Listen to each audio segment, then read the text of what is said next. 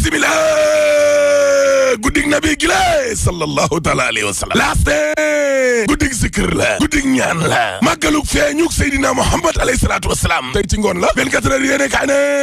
gàmmu gi day Muhammad mooy mennu mbégte mi am ci kaw suuf mennu mbégte mi Muhammad la sallallahu salaam Serigne Sambay nee na Ahmad ak Muhammad Cherif Mohamed Ali Aydara daal dinay fàttali na ngëneel yi nga xam ne moo nekk ci mawdul nabi tey bisu tey ba réew mi ko yéene gis nga gàmmu googe waaw ñenn ñi jàpp nañ ne bi daa la waaye bu dee bi daa la dee bi daa ak sunna la ndax ay njariñ doo nga jane ndaxte doomu Abdallah ji moo tax noon dund ci ndóol te moo ni njiitum réew la woon doon ab généralu armée nekk atekateg ca yor ay ndomba tànk yu bare bari waaye doomu Aminata ji moo génnee baykat yi ci coono suuf wow moom bàyyi Fatima li mu def ci kaw suuf amul wenn personnalité woo xam ne def nga ko laata moom dëgg la Direct News de gàmmu gi day feeñu yonenti yàlla Muhammad sallallahu alayhi wasallam teraangal nañ ko ñu ngi koy màggal ci kaw suuf te gis nga mawlud gi mooy bis boo xam ne nag si la Cheikh Ahmadou Bamba Khadimu Rasoul ànd ak mbégte lool gàmmu international bu Medina Baye waaw umma islamique bi yëpp ña ngay sargal nag Muhammad sallallahu taala alayhi wa sallam ak Baye Niass yéene kaa gi ne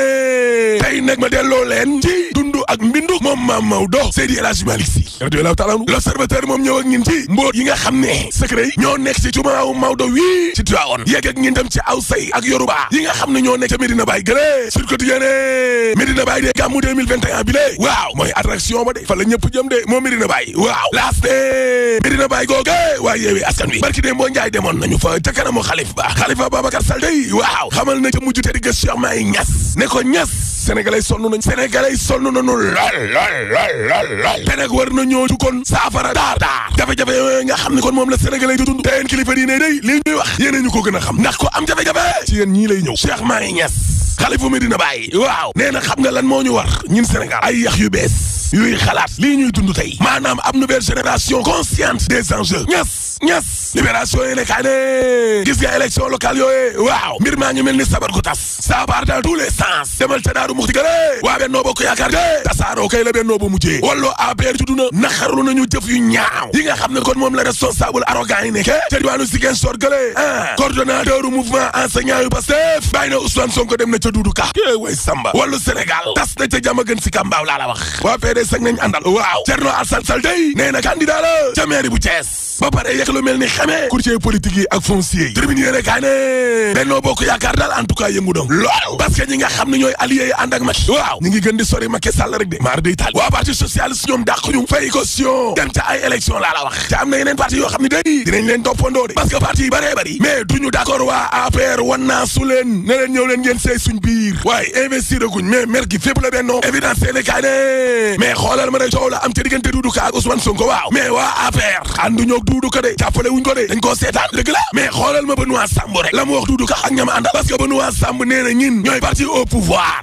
dañoo war di dalal xelu askan wi lée te waruñu nag ci benn jamono di dugg ci ay fitna même bu dee sax provocation da caa am dégg nga de l'observateur ne élection locale yooyu waaw parti socialiste de la mu nar mais mën naa gaañ Benno Bokk Yaakaar bi yéene kaay groupe Futurs Médias gi ne waaw parce que nag gis nga waa parti socialiste daal li ñu bëgg a xamal Macky Sall mooy maire yi nga xam ne PS ñoo ko gagné woon 2014 su yokkuwul du wàññeeku waaw duñ fi nekk nag naan dañuy dem fay caution lii wala lee Abdoulaye Wilane ne waaye ku taxawal parti waaye gagné nguur a tax wala continuer téye nguur gi Alioune Badara Diouf AFP nee na parti socialiste mu ñu noo nekk signataire Benno Bokk Yaakaar ba pare bëgg a jël seen yoonu bopp Alassane Cissé Macky 2012 nee na yoon wii bees jël daal mën naa yàq nag suñu ànd bi njaaree ma ngay parce que maire ba Malick Fall génn na Benno Bokk Yaakaar te nee na ñin duñu nangu ci Diourbel gi waaye ñu ñuy tànnal maire directeur du CROUS bu Bambey Moustapha Gueye nee na Malick Fall mi wor na de trahison la de critique yéene kaa ne Moussa Sané mi nekkoon coordonnateur jàngalekat yu Pastef waaw daal dinay fekki Doudou Ka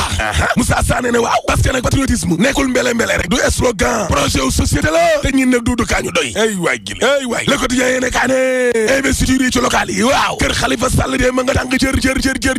réunion ba dañ koo mujj tas laa la wax mujjul yegg samedi parce que gis nga Barthélémy Dias ma nga sambal ndënd ki di Soham Wardini arti Italie ay laay la la waa taxawu Sénégal ca Médina nee nañ Bamba Fall du leen jiite te Khalifa Sall nag Bamba Fall la bëgg ca Grand Yoff ñi ànd ak Khalifa nee nañ ma Diop bi leen jiite mu yée ca HLM gële Pape Seck nga Benno moo tax xeex ba diggante Moustapha Diop ak Ibrahima Seydi dana mitti lool source année candidat Yewwi Askan Wi day le 17 octobre bi mais daba daa mujj xiiroo ak ay ngaayo léegi yóbbuwaat nañ ko le 19 critique yéene kaa ne élection locale yooyu waaw Abdoulaye Diouf Sarr day jël na brassaru capitaine ba nag maire Diourbel moom di Malick Fall génn na Benno Bokk Yaakaar lancé na coalition te Guédiawaye waaw Alioune Sall moom impopulaire waa kooku nit ñaa ngi koy gisa Ousmane ñàpp nit ña bëggatuñu ko bu ñu sukkandikoo nag ci ab reportage proximité boo xam ne suñu reporter bi moo ko doon def Alioune Sall daal coowal Petro-Tim ak pétrole bee ko topp ba léegi ni lée juróom benn junni ci ay milliards 6 000 milliards nga ne ko tungaañ sama 400 000 moo tax Alioune Sall 23 janvier élection yii nar naa miti ci moom wala rawatina nag ak candidature Ahmed Aïdara bi le du samay kaddu de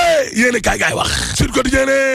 Antoine Diome waaw candidature indépendante ya génnee nañ parrainage ba ñaata lañ war a wudde waa Gossas nag Amathio responsable politique ca Colobane googu ci tribune yéene kaay waaw nee na président Macky Sall vraiment yoyoowul di perte élection yi fii ci Gossas Amathio bu ko wax libération yéene kaay de li mu wax waaw trafic u passeport diplomatique yi lée